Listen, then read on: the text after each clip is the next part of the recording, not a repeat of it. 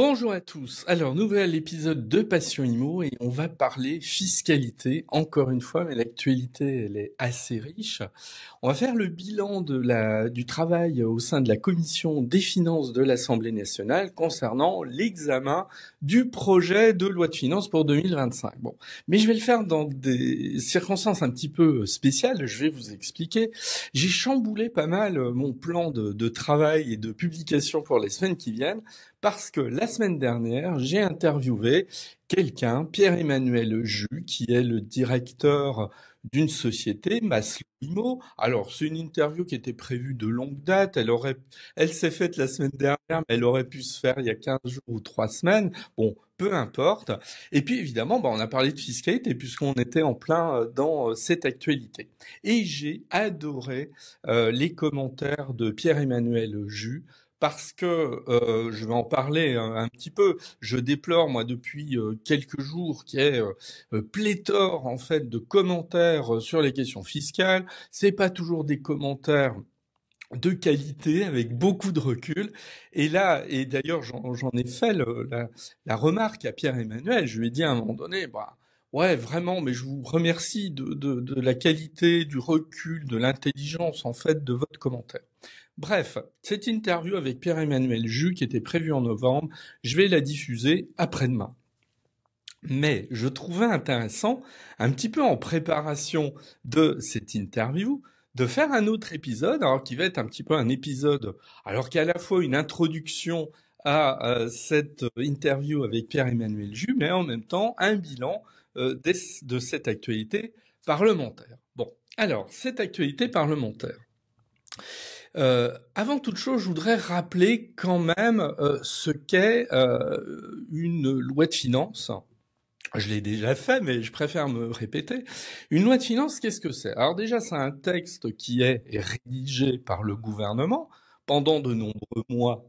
Normalement, là, cette année, on a une circonstance un petit peu particulière qui est la conséquence de la dissolution, mais peu importe, hein, le processus reste le même.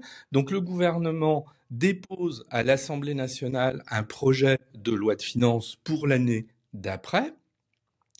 Dans un premier temps, il est examiné par l'Assemblée nationale, mais au sein de l'Assemblée nationale, il est déjà examiné par la commission des finances de l'Assemblée nationale. C'est la séquence de la semaine dernière qui s'est achevée ce week-end. Ensuite, le texte vient devant l'assemblée plénière de l'Assemblée nationale, c'est-à-dire dans l'hémicycle, discussion, amendement, vote avec l'ensemble des députés cette fois, et non pas en commission. Une fois que ce vote est réalisé, on bascule le texte du côté du Sénat, il est examiné côté Sénat de A à Z, hein, les sénateurs font un travail quasi à l'identique de ceux de l'Assemblée nationale, puis le texte revient une nouvelle fois à l'Assemblée nationale, alors cette fois en dernière lecture, puisque l'Assemblée nationale pourra avoir le dernier mot. Je fais abstraction des possibilités d'une commission mixte paritaire pour pas trop rentrer dans le détail. Pourquoi je rappelle tout ça? Parce qu'en fait, ce travail, il est long, il dure plusieurs semaines, il dure quasiment 2 mois et demi environ, et ce n'est qu'à la fin du mois de décembre en général que l'on connaît le texte dans le détail. Et on a donc ce travail qui s'est déroulé au sein de la commission des finances pendant 3 jours exactement. Pour ma part, j'ai fait aucun commentaire sur les amendements qui avaient été votés, les textes qui avaient été discutés, parce que ça n'a pas de sens. Enfin, ça n'a pas de sens. Si, on peut faire des commentaires, surtout. Après tout, c'est la démocratie. Mais moi, j'ai déploré tous les commentaires qu'on pouvait lire sur les réseaux sociaux, notamment, le plus souvent, c'était en mode « les députés ont adopté ». Ben non, les députés n'ont pas adopté. Les députés n'ont pas adopté parce que tout simplement, en fait, les députés adopteront éventuellement plus tard, mais en tout cas pas au moment de cet examen pendant la commission des finances. Donc, il y a beaucoup de commentaires qui étaient des commentaires en mode il va se passer ça sur tel texte, il y a une réforme qui va s'engager sur tel point, etc. Bah non, c'était hâtif.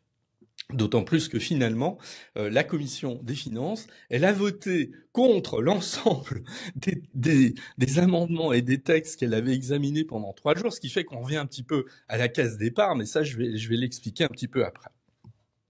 Parce qu'en fait, la commission des finances, elle a travaillé tous les jours, et pendant de très longues heures, hein, d'ailleurs. Cette commission des finances, elle a travaillé sur un certain nombre d'amendements qui étaient déposés par les parlementaires.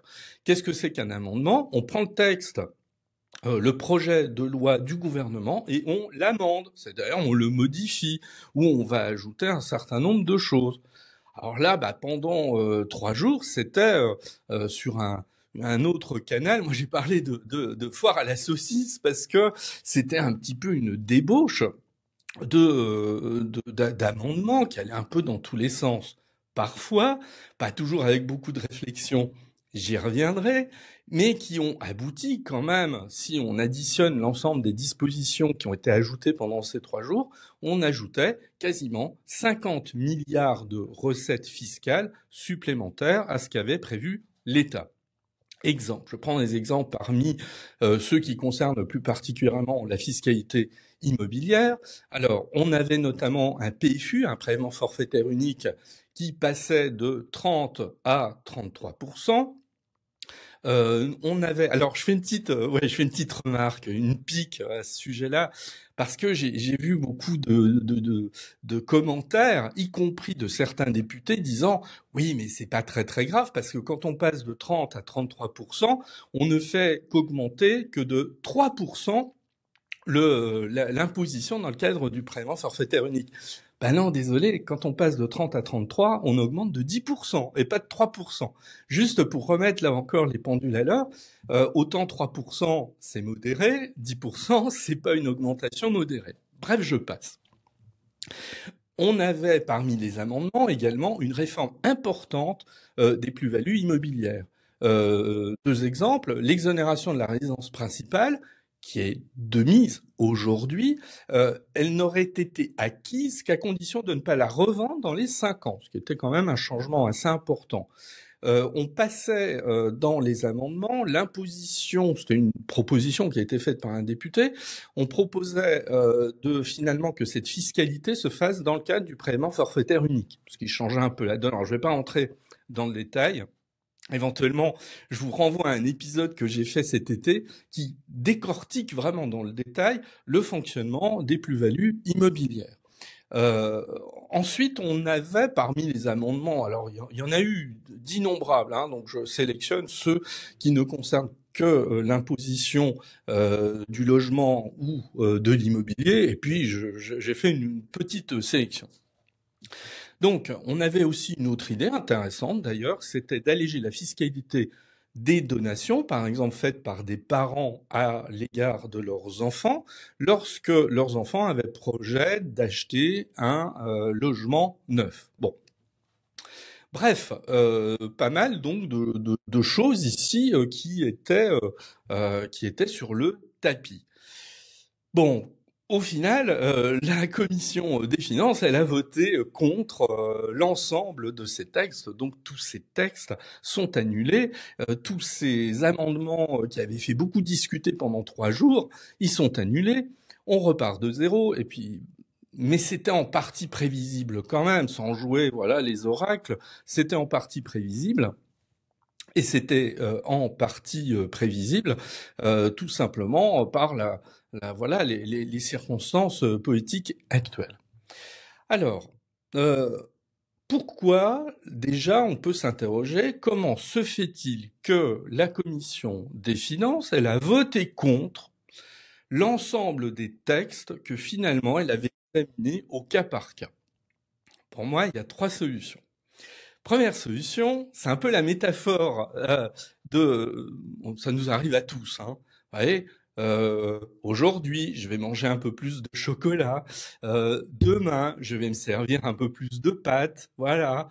Après-demain, bon, tiens, finalement, j'ai l'habitude, c'est pas mon cas, hein, mais j'ai l'habitude de me boire un whisky tous les jours. Ah, je vais augmenter la dose.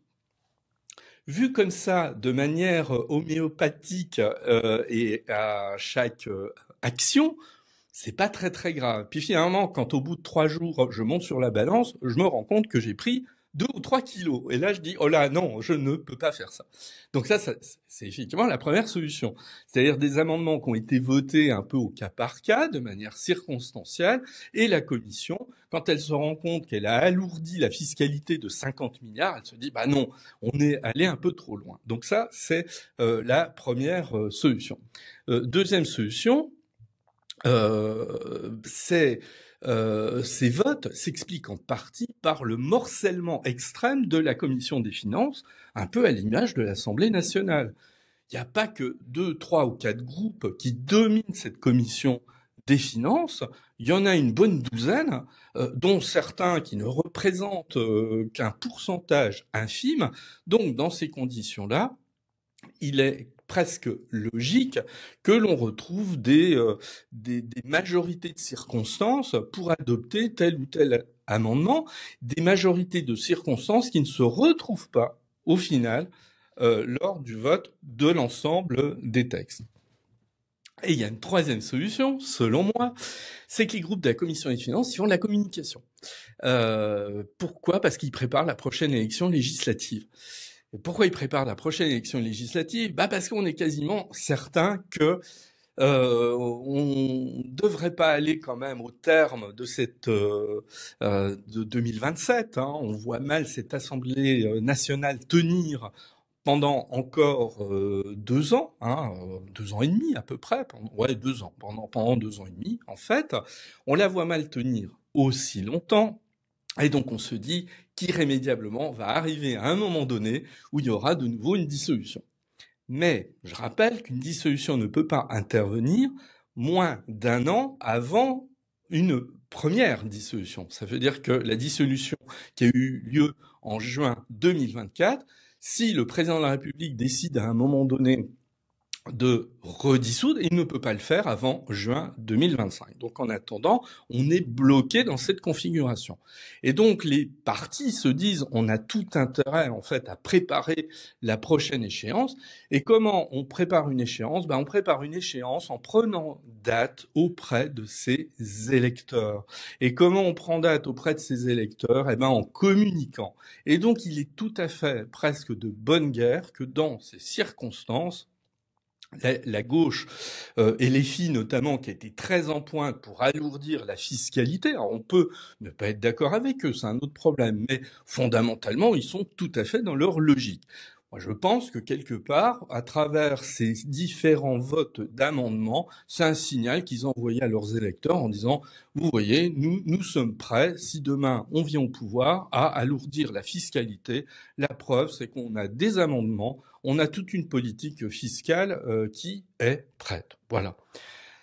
Alors, moi j'ai émis 3 solutions. À mon avis, c'est un petit peu un mélange des 3 qui a abouti à cette explication de vote d'amendements qui se sont conclus en fait par un rejet total de l'ensemble des textes, ce qui s'est passé donc hier. Maintenant, l'enseignement de ces travaux parlementaires au sein de la commission des finances. Alors, il y a quand même, selon moi, attention, il y a beaucoup de négatifs. On n'a pas vu beaucoup de réflexion d'ensemble, c'est-à-dire, à un moment donné, de réfléchir aux conséquences. Moi, je suis pas contre, chacun a droit à sa libre expression, mais moi j'aime bien quand les textes, quand les choses s'inscrivent dans une cohérence globale, qu'on explique pourquoi on le fait. C'est pas tant de dire, allez, on va prendre 10 milliards de recettes supplémentaires, mais c'est pour faire quoi? Et là-dessus, moi j'avoue que je suis largement resté sur ma faim. Qu'est-ce qui me fait dire qu'on n'a pas toujours réfléchi aux conséquences? Je vais donner un exemple, moi, que j'ai trouvé assez symptomatique, parce que j'ai suivi pas l'ensemble des débats. Hein, l'ensemble des débats, c'est une quarantaine d'heures, donc j'avais autre chose à faire que de les suivre. J'en ai suivi quelques-uns. À un moment donné, il y a eu un échange au sein de la commission des finances qui est assez intéressant. On a un amendement qui vient et qui aurait pour conséquence, pour résumer, d'alourdir la fiscalité des entreprises qui créent des jeux vidéo. Or, on sait que le jeu vidéo est une industrie en France qui est particulièrement bien implantée, qui a une très bonne image à travers le monde, bon, enfin voilà, qui a su faire sa place au fil des années. Et on a un député qui intervient, assez longuement d'ailleurs, en mettant en garde ses collègues parlementaires, en disant « Attention, si on alourdit la fiscalité, on risque de déstabiliser cette industrie qui a su s'installer au fil des années, et pire, on risque de la délocalisation d'une partie de cette industrie. » Ce qui est une remarque que j'ai trouvée tout à fait légitime. Et on entend, juste après la conclusion de ce député, une petite voix. Alors c'est une petite voix d'un député. J'ai pas pu identifier qui il s'agissait, puis à la limite, peu importe. Et cette petite voix dit « On assume ». Je répète, on assume. C'est-à-dire que le député en question assumait le fait que cet alourdissement de fiscalité risquait une délocalisation d'une partie de l'industrie. Alors moi, quand j'entends ça, les bras m'en tombent, et ça va tout à fait dans l'idée selon laquelle on prend des dispositions sans toujours réfléchir vraiment aux conséquences. Tout ça est aussi assez intéressant sur le plan politique. Bon, alors moi je fais pas de politique dans le cadre de ce podcast, et mes remarques sont purement factuelles et évidemment non pas partisanes. Alors il y a des majorités totalement inattendues qui se sont créées. Moi, ce que j'appelle majorité inattendue, quoi qu'on pense de ces deux partis, c'est quand la gauche et le RN votent ensemble un amendement. Pour moi, c'est un vote contre nature. C'est un vote contre nature, d'autant plus que on a ces deux forces politiques qui, quand même, nous donnent l'impression de s'opposer très fortement, et ils voient une morale quelque part à s'opposer. Bon, on voit bien que cette morale, elle ne suit pas les travaux de la commission des finances. Bon, ça c'est une remarque. Donc ça veut dire une chose, ça veut dire que demain, peut-être, au sein de l'hémicycle, on pourrait très bien avoir un 49.3 sur lequel une partie de la gauche et du RN se retrouvent. C'est pas une vue de l'esprit compte tenu de ce qui s'est passé au sein de la commission des finances. Autre chose qui m'a inquiété, mais qui rejoint un petit peu l'exemple que je vous donnais tout à l'heure concernant le commentaire passer de 30 à 33%, c'est une augmentation de 3% alors que c'est une augmentation de 10%, le commentaire que je viens de vous faire il y a 2 ans, et un autre. Pendant les travaux, on a un député, Christophe Bex, il est député LFI en Haute-Garonne, et il s'est exprimé. Alors on va sur son compte Twitter, on retrouve la séquence vidéo qu'il a lui-même mise, et que dit-il? Alors il parle d'une question qui est une question annexe, mais quand même qui est une question budgétaire. Il dit, il parle de la situation des concessions d'autoroutes en France, du problème qu'a posé la privatisation des autoroutes. Bon, c'est un débat qui, moi, me semble totalement légitime et où chacun peut avoir son opinion, même totalement contraire à ce qu'on peut penser. Ça, pour moi, c'est la démocratie, c'est extrêmement important. Mais Christophe Bex dit une chose, je vais le citer vraiment dans le texte au mot près. Il dit « Vinci enregistre 38 milliards d'euros de profit sur le dos des automobilistes ». Je répète, Vinci enregistre 38 milliards d'euros de profit sur le dos des automobilistes. Conclusion, il faut renationaliser les autoroutes de France. Alors, soyons clairs, j'ai rien contre l'opinion qui consisterait à renationaliser. Ce qui me dérange, c'est le constat de base qui amène à cette conclusion. Christophe Bex parle de 38 milliards d'euros de profit. Alors là, il y a un problème énorme, et là encore, moi, les bras m'en tombent, c'est que là, il confond tout simplement bénéfices et chiffre d'affaires. Du profit, bah, c'est des bénéfices, et en aucun cas c'est le chiffre d'affaires. Oui, effectivement, Vinci enregistre un chiffre d'affaires considérable qui est aux alentours, alors de mémoire, hein, j'ai pas le chiffre en tête et je l'ai pas vérifié précisément, mais on est aux alentours de 38-40 milliards effectivement de chiffre d'affaires. Et là encore, de mémoire, par rapport à une info que j'avais vue passer il y a quelques semaines, on doit être à un bénéfice de 2 milliards environ. Bah, rien à voir avec un profit estimé de 40 milliards. Alors 2 milliards, c'est pas rien, mais c'est pas 40 milliards de profit et de bénéfices, c'est seulement 2 milliards. Et ça m'embête parce que il y a une forme d'inculture économique flagrante. Alors attention, tous les députés ne sont pas, je mets pas tout le monde dans le même sac, je trouve ce discours ridicule, mais en tout cas, on voit bien qu'à l'occasion de ces débats parlementaires, des choses se sont dites qui n'ont rien à voir avec la réalité économique, et ça pose problème quand même, puisque derrière on en fait des constats, on en fait des amendements, on en fait des votes, etc. Est-ce que cette classe politique, elle est aussi inconséquente que ça? C'est-à-dire que là, c'est exprimé pendant plusieurs jours cette volonté de rajouter plusieurs dizaines de milliards d'impôts.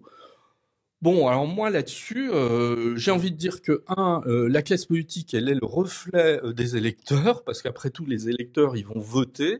Et puis, est-ce que l'électeur est si sage, si rationnel que ça? Moi, je ne crois pas. J'ai pas mal fréquenté les réseaux sociaux ces derniers jours pour essayer un peu de voir aussi les commentaires qui étaient amenés. J'ai l'impression qu'il y a peu de gens quand même qui ont cette conscience de la situation financière dans laquelle nous nous trouvons, à la fois sur le plan budgétaire et sur le plan de la dette. Et combien de fois j'ai entendu des commentaires qui sont des commentaires un petit peu de défense catégorielle d'une profession, disant ah ben non, là on ne peut pas augmenter les impôts parce que ça va toucher notre business. Je résume, mais il y a un petit peu de ça. Et quand on additionne finalement les réactions de chacun, ben non, il faut jamais diminuer d'impôts, il faut jamais augmenter les impôts, et surtout, il ne faut toucher à rien au niveau des dépenses. Et moi, j'ai l'impression quand même que cette culture du carnet de chèques, qu'est-ce que c'est que la culture du carnet de chèques? La culture du carnet de chèques, c'est un peu la situation dans laquelle on vit depuis plusieurs décennies. Quand il y a une demande particulière, l'État fait un chèque, et puis finalement, le citoyen s'en accommode totalement, et il n'est pas très critique à l'égard de cette politique. Bon, donc voilà, parce qu'on tape beaucoup sur les politiques, pas que d'aujourd'hui, mais on tape beaucoup sur les politiques. Moi, je pense aussi que le citoyen, il devrait remettre en cause sa propre analyse ici et avoir aussi un peu l'esprit critique d'ensemble de ce qui se passe depuis plusieurs décennies sur le plan budgétaire. Alors maintenant, la suite. Après cet examen en commission des finances, on va à l'Assemblée nationale. Enfin, on reste à l'Assemblée nationale, mais cette fois, on va faire un examen en séance plénière. Et là, on repart d'une page blanche. La page blanche, qu'est-ce que c'est? C'est le projet de loi de finances du gouvernement qu'il a présenté il y a 2 semaines. Voilà.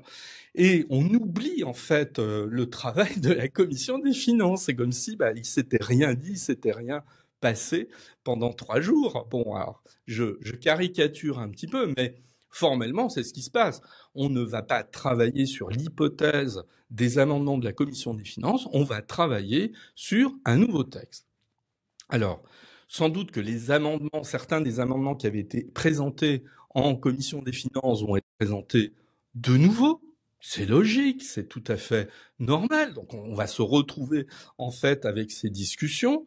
Est-ce qu'on va se retrouver avec la même problématique, c'est-à-dire jour après jour des amendements adoptés par des majorités de circonstances et un vote final qui finalement ne confirmerait pas l'ensemble de ces amendements? Eh ben on verra. Personne n'est capable de le dire aujourd'hui, de savoir s'il y aura une attitude différente des parlementaires entre la commission des finances et la séance plénière de l'Assemblée nationale. Est-ce qu'on va aller vers un 49.3? Sans aucun doute. Alors là, je vais pas faire de politique fiction, mais sans doute. Est-ce qu'à l'occasion de ce 49.3, ce gouvernement sera renversé? Alors moi, je vais prendre date, désolé si je me plante complètement, mais je vais me mouiller un peu sur cette question. Pour ma part, je ne le pense pas. Je ne pense pas que ce gouvernement sera renversé pour une raison que je vais analyser très rapidement. Un gouvernement renversé à l'occasion de cet examen de la loi de finances pour 2025, ça amènerait un chaos institutionnel, politique, jusqu'en juin prochain. Pourquoi en juin prochain? Parce que je l'ai rappelé tout à l'heure, on ne peut pas dissoudre l'Assemblée nationale jusqu'au mois de juin. Et je crois qu'aujourd'hui, personne ne prendra la responsabilité d'un tel chaos. Le groupe parlementaire qui voterait la défiance au gouvernement Barnier à l'occasion d'un 49.3 prendrait une lourde responsabilité auprès de l'opinion publique, et je ne crois pas... en fait, je pense qu'il y a une différence entre montrer les muscles comme le font aujourd'hui la plupart des partis politiques tous les jours et le vote sanction qui pourrait intervenir. Et puis, il y a aussi un autre élément. Là encore, purement factuel, je ne fais pas de politique. Ici, je préfère le répéter. C'est le RN qui a les cartes en main. Alors qu'on le regrette ou qu'on s'en réjouisse, c'est lui qui a les cartes en main.